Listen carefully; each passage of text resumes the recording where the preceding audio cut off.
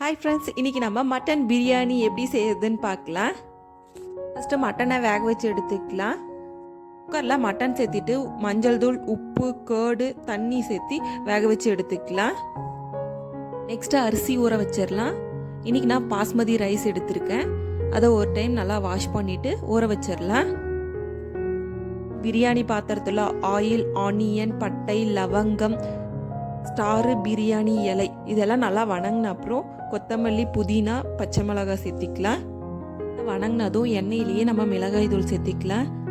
ஒரு 2 நிமிஷம் எண்ணெயில் நல்லா வணங்கினதும் தக்காளி சேர்த்திக்கலாம். தக்காளி நல்லா வணங்குறதுக்கோசரம் உப்பு சேர்த்திக்கலாம். இந்த மாதிரி தக்காளி நல்லா மசிஞ்சு வந்த அப்புறம் 1 டேபிள் ஸ்பூன் இஞ்சி பூண்டு விழுது சேர்த்திக்கலாம். இஞ்சி பூண்டோட பச்சை வாசனை போனதும் 1/4 கப் கேர்டு சேர்த்திக்கலாம். நல்லா மிக்ஸ் பண்ணி விட்டுட்டு நம்ம வேக வச்சுருக்க மட்டனை சேர்த்திக்கலாம்.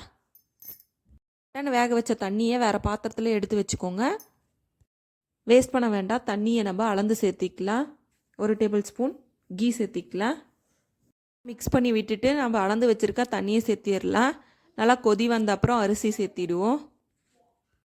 லாஸ்ட்டாக புதினா, கொத்தமல்லி மேலே தூவி விட்டுடலாம். உப்பு காரெல்லாம் கரெக்டாக இருக்கான்னு செக் பண்ணிக்கோங்க. எனக்கு உப்பு லைட்டாக தேவையாக இருந்தது, உப்பு சேர்த்திக்கிட்டேன். அவ்வளோதான். இந்த அளவுக்கு தண்ணி நல்லா வற்றின அப்புறம் நம்ம தம் போட்டு விட்டுடலாம்.